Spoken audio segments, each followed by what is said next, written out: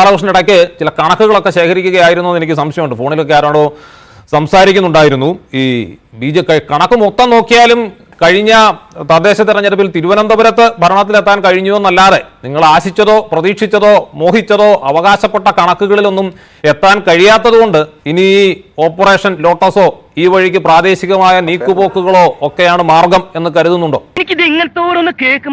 ഞാൻ ഒരു കണക്കും എവിടുന്നും എടുക്കേണ്ട ആവശ്യമില്ല. അംജോദും അതുപോലെ പിണറായി വിജയനും ഇവിടെ ചർച്ച ചെയ്യേണ്ടിയിരുന്നത് കേരളത്തിൽ BJPയെ മാറ്റി നിർത്താൻ എത്ര മുനിസിപ്പാലിറ്റിയിൽ എത്ര പഞ്ചായത്തിൽ ഈ ഇടതുപക്ഷവും വലതുപക്ഷവും ഒന്നിച്ചു ചേർന്നു എന്നുള്ളതിനെ കുറിച്ചായിരുന്നു വാസ്തവത്തിൽ ഒരു ചർച്ച വേണ്ടിയിരുന്നത്. കേരളത്തിൽ ഞങ്ങൾ കണക്കെടുത്തിട്ടുണ്ട് 21 പഞ്ചായത്ത്, ഏതാണ്ട് 21ഓളം പഞ്ചായത്തിൽ 2 പ്രധാനപ്പെട്ട മുനിസിപ്പാലിറ്റികളിൽ ഈ ഇടതുപക്ഷം BJPയെ ഇല്ലാതാക്കാൻ, BJP ഭരണത്തിൽ വരാതിരിക്കാൻ ഇവർ തമ്മിൽ നടത്തിയ അലയൻസ്, ഇവർ തമ്മിൽ നടത്തിയിട്ടുള്ള ധാരണ, ആ ധാരണയെക്കുറിച്ച് അംജോദ് അറിഞ്ഞിട്ടില്ലെങ്കിൽ ഞാൻ എല്ലാ പഞ്ചായത്തിനെ കുറിച്ചും പറയാൻ ആഗ്രഹിക്കുന്നില്ല. BJP അധികാരത്തിൽ നിന്ന് അകറ്റി നിർത്തുക എന്നുള്ളത് കോൺഗ്രസിന്റെയും CPM-ന്റെയും പ്രഖ്യാപിത അല്ലെങ്കിൽ ഇടതുമുന്നണിയുടെയും UDF-ന്റെയും പ്രഖ്യാപിത നിലപാടാണ്. ഒരു പുതിയ കാര്യമല്ലല്ലോ. തൃശൂർ ജില്ലയിലെ 2 സ്ഥലങ്ങൾ മാത്രം പറയാം. ഈ വീരവാദം, ഈ ചർച്ചയിലിരുന്ന് പറയുന്ന ഈ വീരവാദികളുണ്ടല്ലോ, ഇവർ 2 പേരും കൂടി ചെയ്ത കാര്യം ഞാനൊന്ന് സൂചിപ്പിച്ചോട്ടെ, നാട്ടുകാരൊന്ന് അറിഞ്ഞോട്ടെ.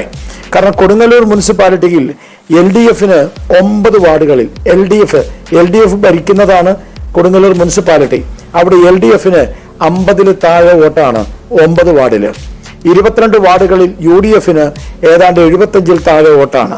7-ാം വാർഡിൽ 27 വോട്ടിന് BJP തോറ്റപ്പോൾ UDF-ന് കിട്ടിയത് 49 വോട്ടാണ്.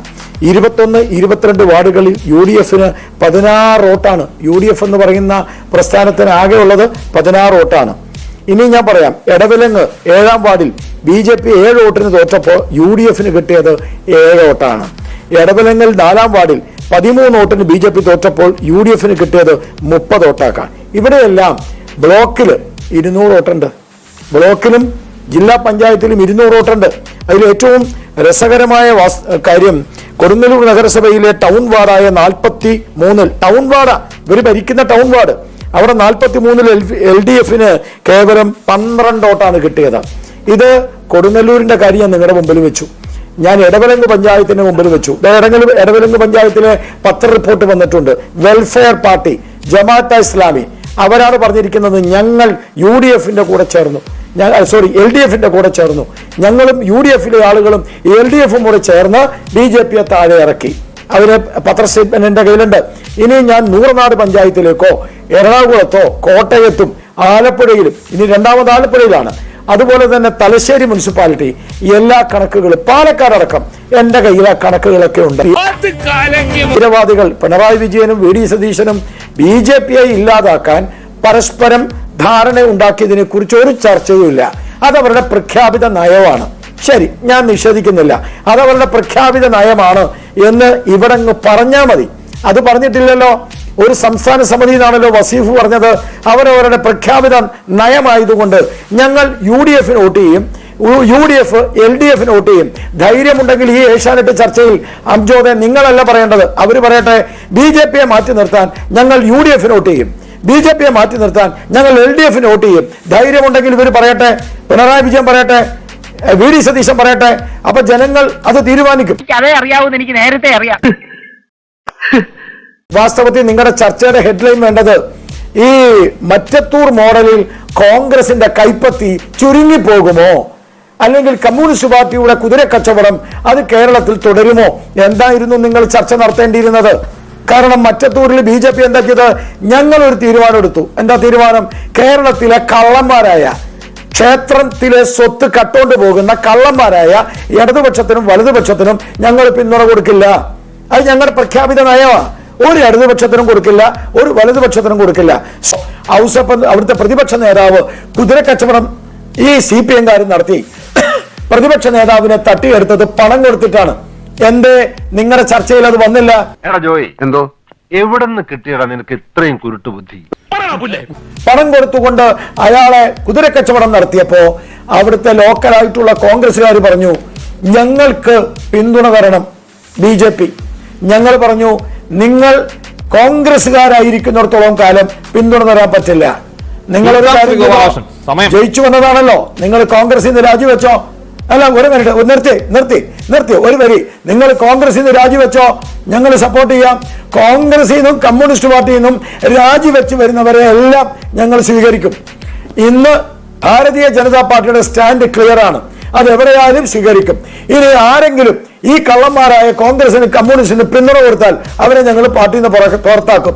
അത്രേ അവിടെ സംഭവിച്ചിട്ടുള്ളൂ. മിണ്ടാൻ പറ്റാതെ നിൽക്കുന്നതിന് ഞങ്ങളുടെ നാട്ടിൽ എന്താ പറയാന്നറിയോ? അണ്ണാക്കിലെ പിരിവെട്ടി. പുത്തൂർ പഞ്ചായത്തിൽ വോട്ട് കൂടിയ ഏക രാഷ്ട്രീയ പ്രസ്ഥാനം BJP ആണ്. ഈ ഇടതുപക്ഷത്തിനും വലതുപക്ഷത്തിനും വോട്ട് കുറഞ്ഞുപോയി. 2024 13,150 വോട്ട് കിട്ടിയ LDFന് ഇപ്രാവശ്യം കിട്ടിയത് 12,220 2020 8,999 വോട്ട് കിട്ടിയ കോൺഗ്രസിന് ഇപ്രാവശ്യം കിട്ടിയത് 7,809. എന്നാൽ BJPക്ക് 1,300 വോട്ട് കൂടുകയാണ് ചെയ്തത്, ഒരേ ഒരു രാഷ്ട്രീയ പാർട്ടി. പിന്നെ രണ്ടാമത്തെ കാര്യം, ഈ വാദ കോലാഹലങ്ങൾ നടത്തുന്ന ഈ രണ്ടുപേർ ഒരുമിച്ചിരുന്നല്ലേ ഇപ്പൊ പത്തനംതിട്ടയിൽ അയിരൂരിൽ BJPയുടെ ഭരണം ഇല്ലാതാക്കാൻ ശ്രമിച്ചത്? ഇവർ രണ്ടുപേരും ഒരുമിച്ചിരുന്നിട്ടല്ലേ? എന്നിട്ട് ഇവിടെ വന്നൊരു പറയാണ്, CPM പറയാണ് ഞങ്ങൾ നരേന്ദ്രമോദി എതിർക്കാനുള്ള പ്രതിപക്ഷം. എന്റെ പൊന്ന് വസീബെ, ഒരു അഖിലേന്ത്യാ നേതാവിനെ പ്രസവിക്കാൻ കഴിയാത്ത വന്ധ്യയാണ് മിസ്റ്റർ CPM ഈ ഇന്ത്യയിൽ. ആ CPMന് നരേന്ദ്രമോദിയുടെ മുമ്പിൽ നിൽക്കാനുള്ള യോഗ്യത പോലുമില്ല. എന്നിട്ടല്ലേ നിങ്ങൾ പ്രതിപക്ഷ നേതാവ് ഉണ്ടാക്കുന്നത്? ഇവർ പത്തനംതിട്ടയിലെടുത്ത തീരുമാനം ഞങ്ങൾ എടുത്തു വിചാരിക്കുക. എത്ര പഞ്ചായത്തിൽ, എത്ര മുനിസിപ്പാലിറ്റിയിൽ ഇടതുപക്ഷവും വലതുപക്ഷവും താഴെ ഇറങ്ങും. ഇതൊന്നും ഏഷ്യാനെറ്റിന് ചർച്ചയല്ല. കാരണം അടക്കമുള്ള ആളുകൾക്ക് BJPയെയും ഇവിടുത്തെ സനാതന ധർമ്മത്തെയും ഇവിടുത്തെ കള്ളത്തരം പറഞ്ഞ് സകലതും ചെയ്യും. അതിന്റെ ഏറ്റവും വലിയ തെളിവാണല്ലോ നിങ്ങളുടെ ഫേസ്ബുക്ക്. സനാതന ധർമ്മം പകർച്ചവ്യാധിയാണെന്ന കളവ്, അത് അംബേദ്കർ പറഞ്ഞു എന്ന കളവ് പ്രചരിപ്പിച്ച മനുഷ്യനാണ്.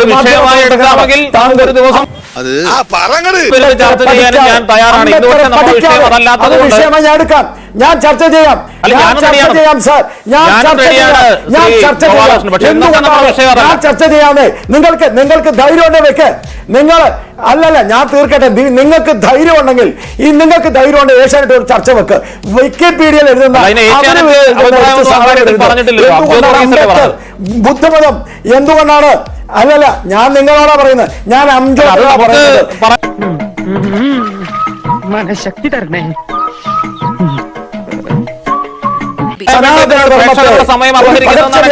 പ്രഖ്യാപിച്ച വിരുദ്ധരും ഞാനും നിങ്ങളും നേരിട്ട് കാണുമ്പോൾ അത് പറയണമെന്നുണ്ട്. അംബേദ്കർ സനാതന ധർമ്മത്തെ എങ്ങനെയാണ് നിരീക്ഷിച്ചിരുന്നതെന്നൊക്കെയുള്ളത് ചർച്ച ചെയ്യാൻ എനിക്കൊരു മടിയുമില്ല ശ്രീ ഗോപാലകൃഷ്ണൻ. പക്ഷെ അതിന് ഇപ്പോ സമയമില്ല എന്ന് മാത്രമല്ല, അത് ഏഷ്യാനെറ്റിന്റെ അഭിപ്രായമായി ഏഷ്യാനെറ്റിന്റെ വേദിയിൽ വന്നിരുന്ന് ഞാൻ പറഞ്ഞ ഒരു നിലപാടൊന്നും അല്ലല്ലോ ഗോപാലകൃഷ്ണൻ. അത് അബ്ജോദിന്റെ ഫേസ്ബുക്ക് നമുക്ക് ചർച്ച ചെയ്യാം. ഇത് മനഃപൂർവ്വം കരുതിക്കുട്ടി എന്നെ കരിവാരി തേക്കാനുള്ള ശ്രമമാണ് സർ. അല്ലെങ്കിൽ ഒരു ദിവസം അത് ചർച്ചയ്ക്ക് വിഷയമെടുക്കാൻ ഏഷ്യാനെറ്റ് തീരുമാനിക്കുന്ന ദിവസം നമുക്ക് ചർച്ച ചെയ്യാം. ഞാൻ ഏഷ്യാനെറ്റിലെ മാധ്യമ പ്രവർത്തകൻ അങ്ങനെയല്ല, ഞാനത് തന്നെ പറഞ്ഞില്ല. ഞാൻ പറഞ്ഞു ഗോപാലകൃഷ്ണൻ എന്ത് പറയുന്നതിനും എനിക്ക് വിയോജിപ്പില്ല. പക്ഷെ ഇന്ന് നിങ്ങൾക്ക് മറ്റത്തുമായി ബന്ധപ്പെട്ട ഓപ്പറേഷൻ ലോട്ടസ് നമ്മുടെ തലക്കെട്ടുമായി ബന്ധപ്പെട്ട എന്തെങ്കിലും പറയാനുണ്ടോ? മറ്റത്തൂര് അതാ പറഞ്ഞ ആ തലക്കെട്ട്, ഈ കള്ളക്കഥ നിങ്ങൾ പ്രചരിപ്പിക്കുന്നതാണ്. ആ അംബേദ്കറുടെ കാര്യം പറഞ്ഞത് അത് തന്നെയാണ് മറ്റത്തൂരിലെ കാര്യം. അവിടെ ഓപ്പറേഷൻ ലോട്ടസ് ഉണ്ടെങ്കിൽ ലോട്ടസ് അധികാരത്തിൽ വരണ്ടേ? മറ്റത്തൂർ പഞ്ചായത്ത് ലോട്ടസ് ആണോ? മറ്റത്തൂർ വൈസ് പ്രസിഡന്റ് ലോട്ടസ് ആണോ? നിങ്ങൾ എന്തടിസ്ഥാനത്തിലെ ലോട്ടസ് എന്ന് പറയുന്നത്? ഓപ്പറേഷൻ ലോട്ടസിൽ താമര വിരിഞ്ഞോ? അത് അല്ലല്ല, നിങ്ങൾ എഴുതി കാണിക്കുന്നുണ്ട് ഓപ്പറേഷൻ ലോട്ടസ്. ഞാനല്ല ഓപ്പറേഷൻ ലോട്ടസ് എന്ന് നിങ്ങൾ എഴുതിയത് പറയാം. അല്ല, അതല്ല, ഞാനല്ലല്ലോ ഈ ചർച്ചയിൽ പ്രയോഗിച്ചത്. നിങ്ങളല്ലേ പ്രയോഗിച്ചത്. നിങ്ങളല്ലേ എഴുതി കാണിക്കുന്നത്. വായി തോന്നുന്ന ചെയ്യാം, വങ്കത്തരം വിളിച്ചു പറയാം, എന്തും പറഞ്ഞ് BJP അപമാനിക്കാം. എനിക്കറിയില്ല സാർ, സത്യമായിട്ട് എനിക്കറിയില്ല സാർ. ഇവൻ സെന്റിമെന്റൽ അല്ല, മെന്റൽ. പത്തനംതിട്ടയിൽ ഇടതും വലതും ചേർന്ന് BJPയെ പുറത്താക്കിയതിനെ കുറിച്ച് ഒരു അക്ഷരം പറയാൻ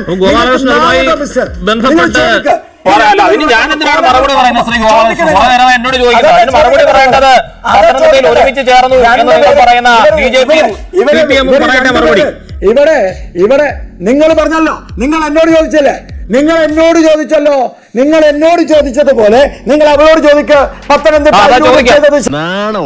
ശരിയാണോ? കൊടുങ്ങല്ലൂർ മുനിസിപ്പാലിറ്റി ചെയ്തത് ശരിയാണോ? എന്തേ നിങ്ങൾക്ക് നാവില്ലേ ചോദിക്കാൻ? അപ്പൊ ഈ ഇടതിനും വലതിനും സർട്ടിഫിക്കറ്റ് കൊടുക്കലാണ് അംജോദ് നിങ്ങളുടെ ലക്ഷ്യം. നിങ്ങൾ ശരി, അങ്ങനെയാണ് ഗോപാലകൃഷ്ണന്റെ അഭിപ്രായം. അങ്ങനെ പറഞ്ഞാൽ മതി. കാരണം ബിജെപിയുമായി ബന്ധപ്പെട്ട വിഷയങ്ങൾ മാത്രമല്ല ചർച്ച ചെയ്യാറുള്ളത്, കോൺഗ്രസുമായി ബന്ധപ്പെട്ട വിഷയങ്ങൾ മാത്രമല്ല ചർച്ച ചെയ്യാറുള്ളത്, സിപിഎമ്മുമായി ബന്ധപ്പെട്ട വിഷയങ്ങൾ മാത്രമല്ല ചർച്ച ചെയ്യാറുള്ളത്. ഈ രാഷ്ട്രീയ കക്ഷികളെയൊക്കെ വിമർശിച്ചിട്ടുണ്ട്, ഒരു ദാക്ഷിണ്യവും ഇല്ലാതെ വിമർശിച്ചിട്ടുണ്ട്. ഇനിയും ആ വിമർശനങ്ങൾ തുടരും. പ്രധാനമന്ത്രിയെയും വിമർശിച്ചിട്ടുണ്ട്, മുഖ്യമന്ത്രിയെയും വിമർശിച്ചിട്ടുണ്ട്, പ്രതിപക്ഷ നേതാവിനെയും വിമർശിച്ചിട്ടുണ്ട്. ശരി ശ്രീ ഗോപാലകൃഷ്ണൻ, ഇവൻ എന്താ ഇങ്ങനായി പോയത്? കാഞ്ഞിര കൈ പിഴിഞ്ഞ തേൻ കിട്ടൂ, അവൻ അച്ഛന്റെ മോൻ തന്നെ. തൽക്കാലം ഇത്രയും മതി, വരട്ടെ.